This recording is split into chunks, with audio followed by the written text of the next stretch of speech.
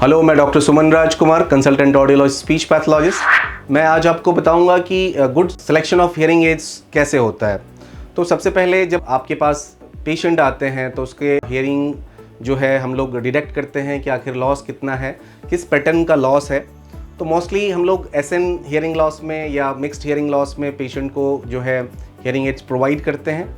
तो SN hearing loss वाले जो पेशेंट होते हैं उसमें जो सबसे पहले देखा जाता है कि डिग्री ऑफ हियरिंग लॉस क्या है। तो डिग्री ऑफ हियरिंग लॉस जो होता है वो देखते हैं कि मतलब आप समझने के तरीके से समझ सकते हैं इस तरह से कि जो पेशेंट को कितना डीवी का लॉस है।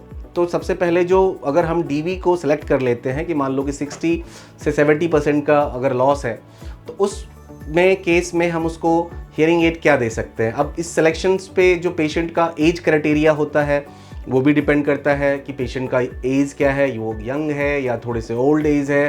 तो ओल्ड एज अगर होते हैं तो मोस्टली हम लोग उनको बीटी देते हैं या फिर आरआईसी हियरिंग एड प्रोवाइड करते हैं।